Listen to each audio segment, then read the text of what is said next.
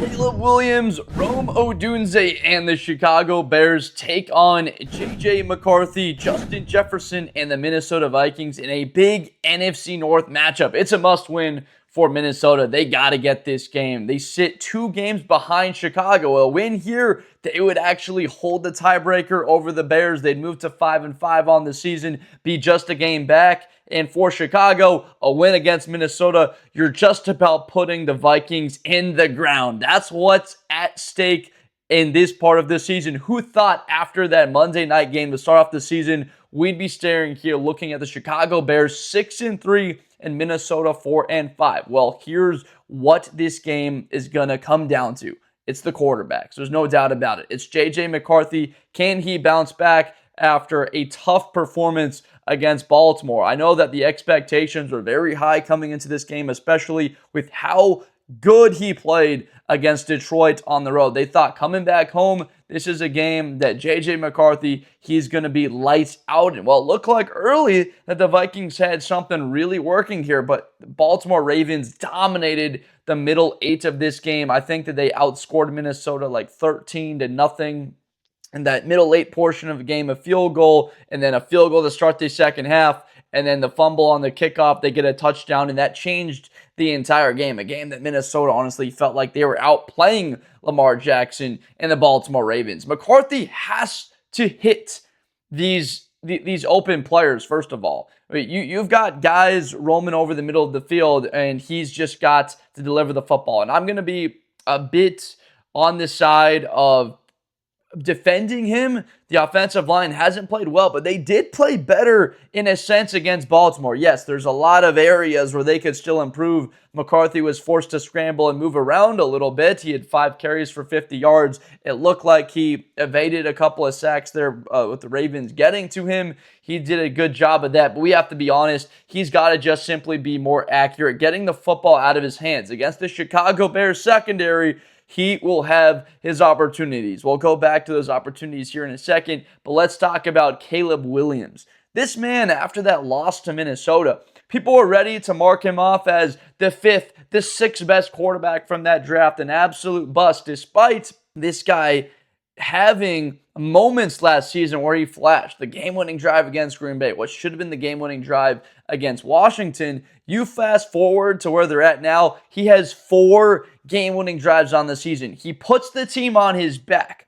They are at the 9-yard line. 6:13 left in the game. He drives them the length of the field, 91 yards. A 3rd and 10 strike to Colston Loveland. Rome Odunze over the middle. A 29-yard scramble, almost takes it in himself, and then hits Rome Odunze in the end zone to put it to 3. The Bears defense comes up big, forces the 3-and-out, the shank punt, and then he hits Luther Burden, and he scrambles in for the touchdown. Bears have the lead. Those 2 drives, first one was like 2:20, they go 91 yards. Second drive was like 1:10, and they go 50 yards to get the game-winning touchdown. Caleb Williams put the team on his back. You look at the performance against Cincinnati, the game-winning drive against the Commanders, as well as the Raiders. You're looking at one of truly the most clutch players in the NFL. That's exactly what McCarthy was in this first matchup. So we're excited to see 2 quarterbacks that do have a history of playing well in big moments. You can just look at J.J. McCarthy, the way that he performed in college for Michigan in big moments, playing his best football.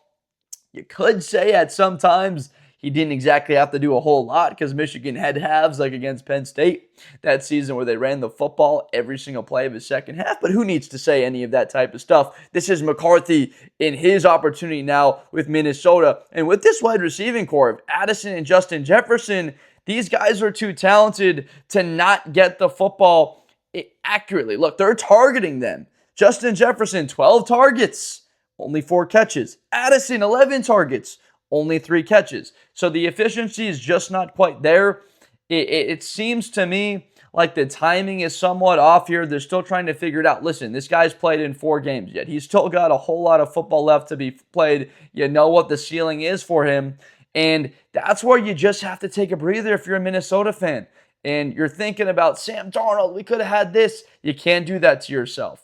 You would have had to pay Sam Darnold J.J. McCarthy still has the potential. It's all there. You have the offense around him, Kevin O'Connell, the quarterback whisperer, and now let's talk about the opportunities he'll be having against the Chicago Bears secondary. Look, the Bears secondary made Joe Flacco look like he was Aaron Rodgers in his prime. They made Jackson Dart, through the first 3 quarters of that game, look like he was a terrific, just unbeatable at times, how efficient he was with his legs, 66 yards on the ground, 2 touchdowns, getting it done through the air, high 60s in the sense of completion percentage. He had a great game. Now, Chicago, of course, they're down their starter. They're down a top 5 corner in Jalen Johnson. No Kyler Gordon, but who stepped up for the Bears?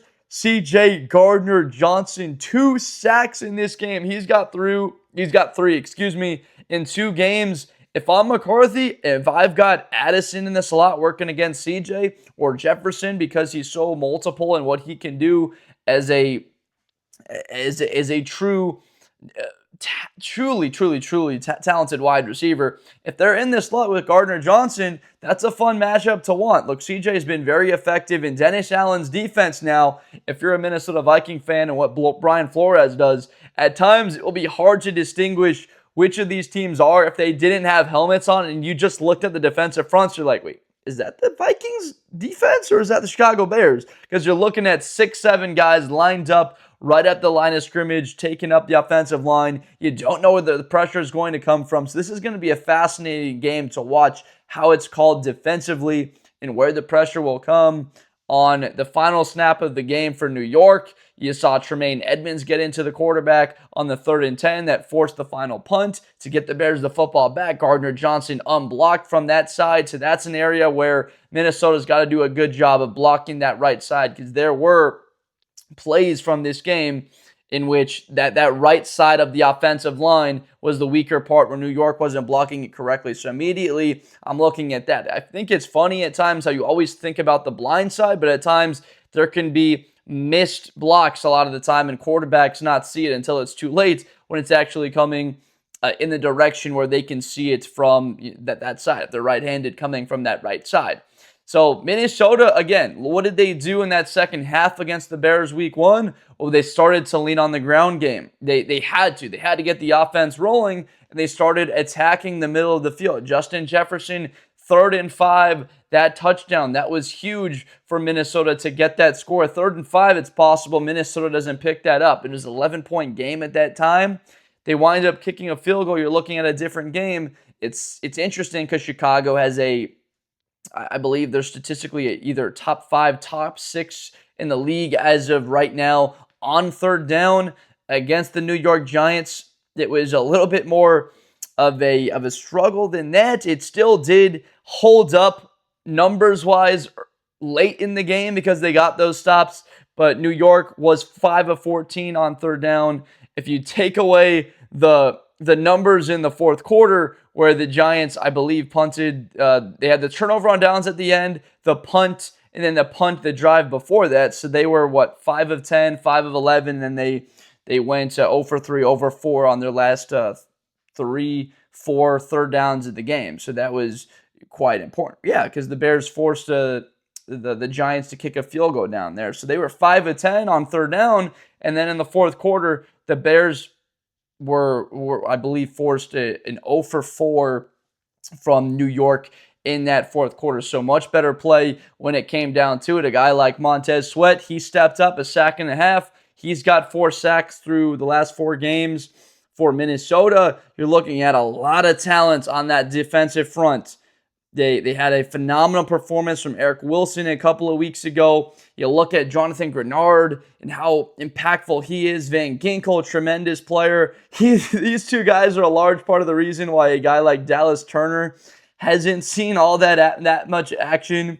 When you have a player like Dallas Turner, the SEC Defensive Player of the Year in 2023, and still doesn't have a massive rotation in this game. He's getting in these games more, but not to where you thought you would when you draft a guy in the middle of the 1st round. You would think, all right, this guy's going to be immediately an impact player, but it doesn't always look like that. I mean, look at the Bears with Colston Loveland. They took him 10th overall, And it wasn't until the game against Cincinnati where he broke out, or the final drive where Chicago went, or the second to last drive where Caleb goes to Loveland and he makes a really nice hands grab. So it's tough to always look at the developments of these players and where they'll come in. A guy that I do know that's great is Harrison Smith, the ever dangerous. I don't think he played right in week 1 against Chicago. So that was a very impactful player that they didn't have to deal with. But what won that game at the end for Minnesota in that second half, stalling out that Bears offense, except for the garbage time or the score at the end where Caleb manufactured it before the debacle where they kicked the ball in the end zone and Minnesota returns it to burn time off the clock and kill the 2-minute warning, was Jonathan Allen right there in the middle. Javon Hargrave. These guys were spectacular. Interior pressure. That was the Bears' worst game from a standpoint of their offensive line. They did a very poor job in the interior of blocking Hargrave and Allen. So I'm frankly fascinated by how they play this one, where the Bears go in the sense of attacking this Minnesota defense, because when I look at Minnesota, the strength is in the interior, the edges, linebacking core is strong. I kind of look at the perimeter and look at this matchup and say, all right, this may be a game where Caleb Williams, truly, it's on his back. He's got to have to deliver and be the guy to be the reason why Chicago wins. Kyle Monangai, a bit of an unknown, unless you're Rutgers or a huge Big Ten football fan. You saw what he did, setting records for that program. But he is now a massive impact component for the Chicago Bears team. Not quite as many carries, right? He only had 7 carries, 28 yards. He did have the touchdown, I believe, on the opening possession, 1st and goal on the 8. He scampers in. DeAndre Swift, he had a big drop on a 4th down and 4 in the second quarter. That really hurt them. He had 13 carries, though, for 80 yards. That's over 6 a pop. And then Caleb Williams, his legs. So I got to say something here. And this is also to Minnesota fans or J.J. McCarthy people. So the best quarterbacks in the league, they know when to put their body on the line. By what I mean by that is Aaron Rodgers, when do you see him scramble? 3rd and 7. Or Josh Allen, when does he scramble? Patrick Mahomes, when does he scramble in the playoffs? 3rd and 9. He's got to get it. That's when you see them lower the shoulder, take that contact. A quarterback like Jackson Dart was a great example this week. He was so effective with his legs, but on that play where he fumbled that wound up costing the Giants a game, it took points off the board. They were up by 10 with the football, and then he fumbles, flipped the momentum of the entire game. Was if he slides and goes down, Giants would be up by 13. They wind up going up by 17. I mean, they had the ball inside the 25. So you continue to stay up. C.J. Gardner-Johnson said, look, I just wanted to make that play. I'd gotten tired of him being up and not really sliding, so we were gonna take the fight to him and deliver that hit. If you're a Bear fan, you remember the game against Tennessee week 1 last year where Will Levis was kind of killing you and the offense struggled, but then bam, a hit from Tremaine Edmonds, and then Will Levis has a back injury. And the Bears were able to come out with a win in that game after Levis looked pretty good. For J.J. McCarthy, this scrambling has worked for you. He's still coming off a game with 50 yards against the Bears, that rushing touchdown to give Minnesota the 10-point lead. He's going to want to scramble at times, but you have to get down. Unless it's a 3rd down and you got to have it. On 1st and 10, why would you be taking a hit when you can slide and you get 5 or 6? There's not really much of a difference. And then, I can pick up 8 or 9. It doesn't matter in the long scheme. What matters is the protection of your body and being that franchise guy. Caleb Williams, when did he make his big plays? 4th quarter. He makes that scramble for 29 yards, feels like he can get into the end zone. He's down at the 2. Next play, the touchdown to Rome. And then 2nd and 7, ball's at the 19, 21 yard line, right there at the red zone. He scrambles, has the edge, and an awesome block by Cole Kmet, gets into the end zone for the touchdown. In the big moments, Caleb knows when he has to deliver and has to come out there with the run because he's got to have it. Just like against Cincinnati last week. I think it was, 3rd and 10, and he picks up 14. The next play, Colston Loveland, 58 yards over the middle. So this is a Caleb Williams that is very willing to run, but in the key moments. Not in the first quarter, second quarter, doesn't quite matter. He had the rushing touchdown against Minnesota, but remember, he didn't really take that big of a hit on that run. He hasn't taken that many big hits when he's been scrambling. That's one of my favorite parts of watching him is like, yo, this guy can be available. Like, he's not taking the hits he was last year when he was in the pocket. And then there's the element of his escapability. He made 4 or 5 plays against the Giants that just blew your mind. How did he get out of there? How did he extend this play? I'm telling you, 4 or 5, a full handful of times where he was just making miraculous plays. For J.J. McCarthy, get your butt down on the ground. Live for 2nd and 5. It's okay. We know you're a tough kid. There's nothing to prove. You look at a guy like Jackson Dart, who now has to deal with a concussion. He's not available for the fourth quarter. The team ends up losing. If Jackson Dart plays that fourth quarter, I'm not so sure that the Bears win with their struggles in that game against our quarterback.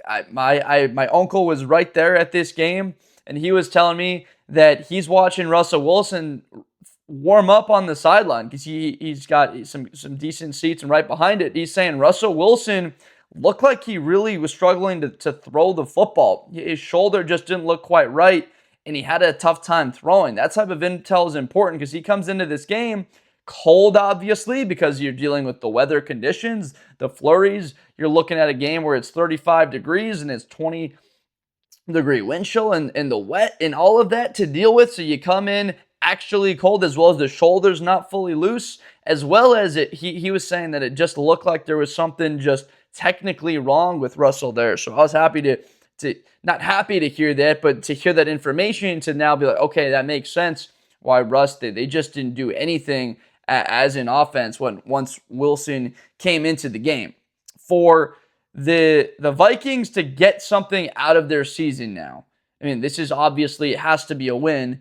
Their quarterback, McCarthy, has to be available, but it's important for you to see strides. Because after this, it's at Green Bay. And you know it's after the game against the Packers, it's at Seattle. I'm going to say that again. Chicago 6-3. Green Bay, I'm recording this video on Sunday night. I actually haven't seen the Monday night results of the Green Bay and Philly game. Green Bay, 5-2-1 currently. Seattle, 7-2. So you're playing 2 teams at the top of their divisions and a Chicago team that's 6-3 that just won't go away at the end of the games. That's hard to kill. You killed them week 1. Well, here you go. Here's an opportunity and a chance, and you're going to have to try and do it again with Caleb Williams and his team now with 4 game-winning drives under their belts. And in fashions that have been something of what the Chicago Bears just don't do. That's what I think has been the most surprising, is they lost in such heartbreaking fashion against Minnesota and then blown out against Detroit. And then they go on to win 6 of their next 7. The Chicago Bears just don't do that. The last time that they were 6-3 was 2018. And then the next week, you know who they played in 2018? It was the Minnesota Vikings and Kirk Cousins. They were 5-3-1 versus the 6-3 Chicago Bears. November 19th, I want to say. I know that date because I was there. 28 degrees. It was a beautiful night. The first Sunday night game at Soldier Field since 2012 against the Houston Texans when they were 7-1 in that game. So I remember that. I can't believe it was already 7 years ago of that Bears-Vikings game.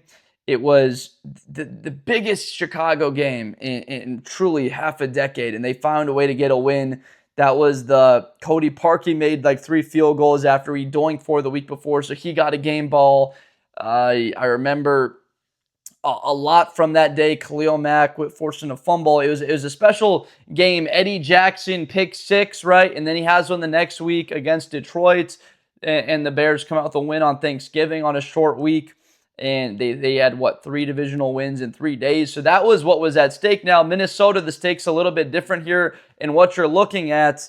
There's no way you're overlooking Chicago and then looking at Green Bay and Seattle. Not with the record they have and not the way that they've been as an offense. Because Chicago is a top 10 offense. They're 7th in points. They're scoring 26.5 points a game.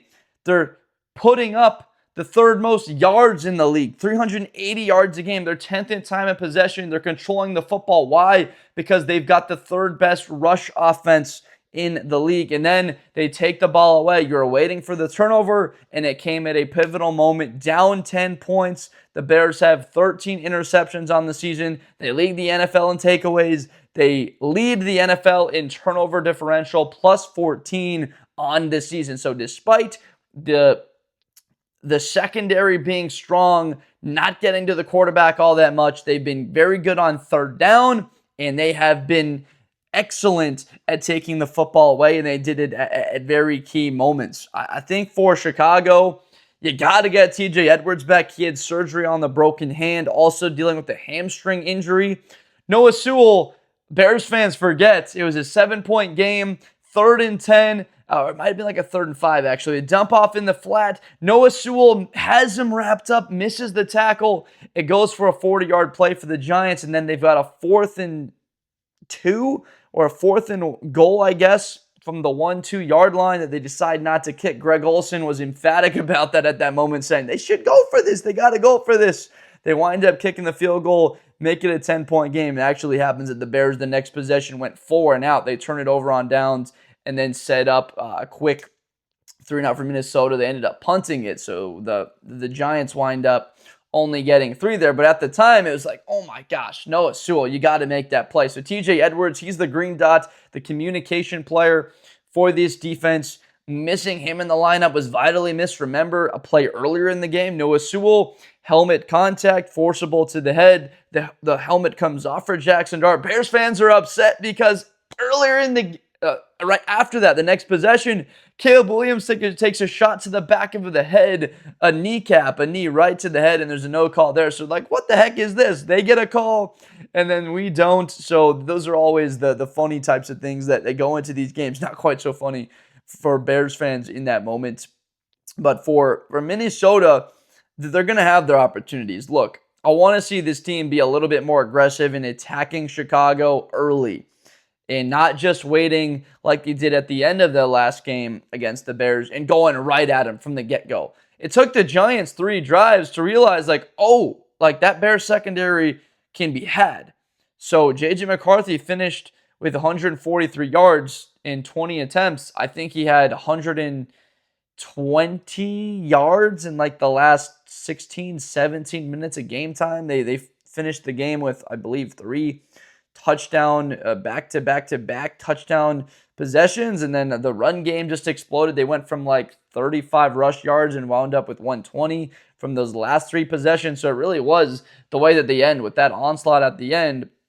Why not start that earlier in the game and get your quarterback attacking that Bears secondary? And that's where I'm starting to think this game is going to be a shootout. I can see the Bears defense getting a takeaway, getting to Nashawn Wright, had the pick 6 against Minnesota. Bears fans are pissed at him now because he didn't have the interception against New York. That would have made it a tie game going into half. Instead, the Giants were up by 3, and then they get the football. So they killed the Bears in that middle 8 because they got 3 at the end of the half, a touchdown to start the second half. That's 10-0 in the middle 8. Against Minnesota, they gave up the late field goal, right? It was a 10-3 game. Minnesota stole 3 points at the end of the half with the Reichard 59-yard field goal to end the half, which was really big in this game. So it was 10-6, a game that the Bears completely outplayed Minnesota in, and then they're looking at only being up 4, and then McCarthy on the drive throws the pick 6. So go at him. McCarthy throw an interception. Go out there and do it. Attack the Chicago Bears secondary. Get the football out of your hand with urgency quickly. I trust Justin Jefferson. If the Bears decide to double him, well, that's the beauty of having a first-round, very talented wide receiver in Jordan Addison. He could be a number 1 for probably 5 or 8 different teams in the league. I mean, I don't know if I could name. I could probably come up with 6 teams right now at the top of my head that could use Addison be a number 1. There's no doubt about that, especially with teams having injuries. You look at a team right now like Cleveland. The Giants now without Neighbors, he obviously would be a team like Miami. Is Waddle better than Addison? I'm not really so sure. So you can quickly start to come up with that, like Carolina. That's another squad. New Orleans, they got Chris Olave. Is he better than Addison? So that's what we're talking about. Like, he's a legitimate number 1 for a lot of teams in the NFL. one team in particular that thinks that they've got a guy that can be a future number one for this team, or a 1A, 1B, and 1C with DJ and Rome, is Luther Burden. So just to sort of pivot a little bit here to this and what Luther Burden is. He's a guy that has to get more targets. Olamide Zaccheaus, been effective for this team. It's time for the rookie. It's time for the rook to get more targets. When he's been asked to provide, when he's been asked to come up with something, he's delivered. He was big in this game with that catch, and he fights for another 7 yards in the final possession right before the 2-minute warning. I mean, that was big. That was a gutsy play. He catches the ball at the 26, and then he winds up at the 19, keeps the legs moving. You just can't make that ability up. He catches the football. Zaccheaus, I believe he has the drop in the end zone for the score. He's got a big drop in the third quarter where the Bears end up having to punt. So at a certain point, you just got to rotate a guy in. I think Caleb's developing this sort of connection with Luther where he's having a little bit more faith in him. So if Zaccheaus is used to getting 4 or 5 targets a game and Burden's getting 1 or 2, I think Luther Burden deserves 4 or 5 now, and then Zaccheaus, that number turns into 1 or 2, frankly. And I got to say that Colston Loveland, when he's been needed, he's delivered in key moments. He against Cincinnati, him against the Giants this past week. So that's something that I'm looking at with this offense where I immediately say you got to start to think about Luther Burden in the wide receiver 3 spots over 4. And Zaccheaus, look, nothing against the guy. It's just a matter of when you've got a guy behind that's earned more opportunities, I think you just got to give it to Burden. He blocks, sure-handed, explosive, can take the top off. There's very few routes that he can't run at a high level. And I know Zaccheaus had a decent day actually against Minnesota week 1. He had 7 targets, 4 catches, 42 yards. Caleb loves going to him on third down. Obviously, they've been together. Guys like Burden and Loveland missed time in minicamp as well as training camp, so he doesn't quite have the familiarity with them. So that's something I think the second half of the season that you're going to see change in Chicago because these guys are special. This draft class is really starting to come together now with Burden, with Loveland, and Monunga. I mean, these 3 defensive players in this these 3 offensive weapons in this draft are really looking like monsters. Expect to hear these names a lot on Sunday if you're a Minnesota Viking fan. I know that the name Allen and Hargrave will come up a lot, of course, Addison and Jefferson, but I'm curious about the running attack, right? Jordan Mason in the lineup, Aaron Jones. It looked week 1 like Jordan Mason was the back that was getting the yards and Aaron Jones struggling a little bit more. Does that happen again against Chicago? And this one, they're in Minnesota. Aaron Jones in that game was under 3 yards a carry, whereas Mason was at 4.5. They gave it to Mason 15 times and Aaron Jones 8. And again, Minnesota kept it on the ground. They sort of protected J.J. McCarthy in his first career start on the road, prime time, Soldier Field, going absolutely crazy. They ran the ball 26 and threw it 20. I think that type of balance shows you sort of the cards of what Kevin O'Connell had and how he wanted to not put his quarterback in his spots to fail a little bit. He wanted him to succeed in his first career start, not be forced to put in some tricky spots. But I want to put more on his plate this week against Chicago. I think that Minnesota would be leaving opportunities on the table if they didn't take one-on-ones to Addison. Shot, 1st and 10, 2nd and 6, Addison at the bottom towards the boundary. Go to him one-on-one. If you've got a one-on-one to Jefferson, the ball is going to him. It's that simple. TJ Hawkinson over the middle of the field. This is a guy that can be very effective, especially if it's Noah Sewell out there for Chicago and not TJ Edwards. It does look like most likely that it will be Sewell again for Chicago, so that's an advantage Minnesota's way once again. Unfortunately for the Bears in that back end and not being healthy and not having Jalen Johnson, not having Kyler Gordon. On the edges, Odengbo goes down for the year. Their rookie Shamar Turner, the 2nd-round pick, he goes down. He's out for the season. Both of those guys with, I think, Odengbo was Achilles and Shamar Turner was an ACL injury. I know that you deal with injuries and it comes up a lot. Minnesota's had their own, especially to the offensive line. So I'm looking at this Bears front. Andrew Billings, 97. Get ready to learn that name, Minnesota, on the rundowns. Grady Jarrett, number 50. He's been in there. Jervin Dexter. He's had a heck of a season so far for Chicago. He's been quite good. And then Austin Booker didn't maybe have the impact play that he did against Cincinnati, but still had a nice tackle for loss. Limited a couple of run plays from turning into larger plays. And then Montez Sweat, this man's been showing up in a major way. At the edge spot, they're going to have to be good. There's a lot on Tremaine Edmonds' plate this week to limit the run game of J.J. McCarthy. I know that it would help a little bit more in the sense if McCarthy did attack more and was more aggressive and stayed up and didn't go down and slide. But I care more so about these guys' careers, having a dozen years in the league. And in order to sustain success, you first of all, more important than anything, I talk about my most important trait for a quarterback is availability. If you're not available, first of all, you don't have the chance to play, which means you don't have the chance to learn, the chance to grow, to make mistakes, to make good plays, to succeed, to have those learning experiences. If you miss time like McCarthy has, then you really start to look at what does that hurt in his development for this season in the back half of the year because of the time that he missed not playing in 5 games for Minnesota. So you look at that, and then there's a guy in Caleb Williams that's been healthy. For USC, he was healthy. This has been his MO. Get down. In his days at USC, he was extending. For Chicago, he's doing a little bit less of that. He's got the ability to be Superman, but a lot of the time, it's enough for him to be Clark Kent.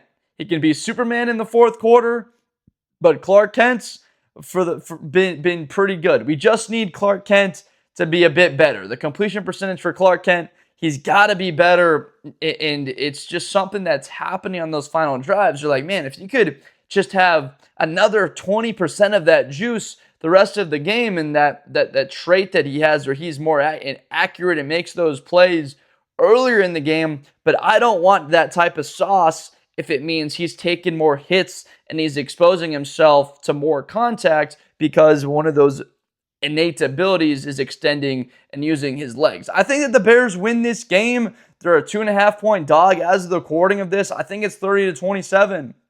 I'm looking at a shootout. I remember a Chicago-Minnesota game back in 2020. The Bears were 6-7 against a Minnesota team. That game went back and forth. I want to say it came down to like a Kirk Cousins Hail Mary. One of Trubisky's better starts. Chicago is coming off a win against the Houston Texans. And it was just a back and forth tight game. Neither team could really get the stops there. And they went back and forth, and it was a high scoring game. I've got that feel for this one. I know Minnesota fans are probably saying to me, how? I mean, we feel like we did a decent enough job on them. They had the pick six. If not for the pick six, they probably only scored 17 points. This is a different team. This is a team with a whole lot more confidence. I heard something that I liked this past week. You know, if you let a horse run in front, it starts believing that he can win. Chris Collinsworth said that. I'm going to steal that quote. You let the Chicago Bears run in front enough, they start to believe they can win. You let them win enough of these games, they start to believe this becomes a dangerous football team. They might be seen as 6-3, and all 6 of those wins are against teams with losing records and won't be competing for the playoffs. Even if they beat Minnesota, that same narrative is going to hold. Well, they have 7 wins. They'd be 7-3 with wins just against those teams, but they would be 7-3. And all more than likely, they're going to be in the number 1 spot in the NFC North or in the number 2 spot in the NFC North after next Sunday's games are all said and done. And then they'll be playing Pittsburgh, and I'll be making a trip out there to Chicago for Thanksgiving to see them play Aaron Rodgers and the Pittsburgh Steelers after this one. So that's what I got, 30-27. I think that Chicago has enough on the ground now and what they've built up through the first half of the season as an offense to put together a far different game plan against Minnesota, attacking on the perimeter, a run game that can sustain success, whereas in the Vikings game earlier in the season, it was Caleb Williams' rushing ability. He had 6 carries for 58 yards. Swift, though, not a lot of success. 17 carries for 53 yards. Kyle Monangai didn't even touch the football in that game on the ground. He had one catch for 11 yards, but he didn't have a carry in that game. So you talk about the difference and what's changed for Chicago now. There's no way Kyle Monangai is going to get less than 6 carries against Minnesota this upcoming week. I firmly would believe that. So it's going to come down to most likely a late drive. Chicago maybe down by 4. They need a touchdown to win. Or Bears up by 3. They need to get a stop on Minnesota and hold on for the win. Something like that. It's hard for me to see a blowout Minnesota's way with the way Chicago's got this ability to come back and them being a top 10 offense. It's hard for me to see the Bears blowing out Minnesota with their secondary and their defensive struggles this season at times when they don't get the takeaways or they're not stopping teams on first and second down to get to third down.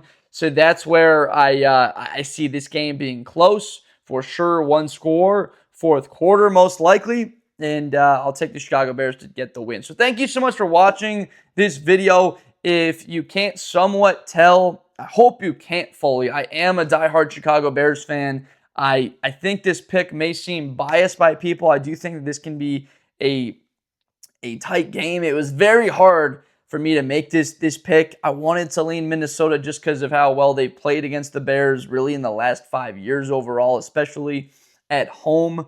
So I don't want it to come off as biased. If you're a Bear fan, please subscribe for more content if you haven't already. If you're a Minnesota Viking fan, if you enjoyed, look, I try and stay out of the negative stuff. We do try and come out with a fun show here, breaking everything down. So if you haven't already, please check out more content in the future. Get down in the comments, like, subscribe. Tell me what I missed in this 35-plus minute video, what you thought that I should have talked about a little bit more, who you think wins this game. Am I dead wrong and Minnesota is going to pull out the win here? I've been wrong plenty of times this season. Wouldn't be surprised if it happens again in a divisional rivalry type matchup. So if you haven't already, please subscribe for more Blitz with Blinder content in the future. I'm Josh Blinder, making NFL and college videos every week, getting you set for these matchups. It's November now. It's getting into the middle of this month where the games just get bigger and bigger. We start seeing playoff implications for college as well as the National Football League. So we're all excited for that. Thank you so much for watching, and I will see you next time.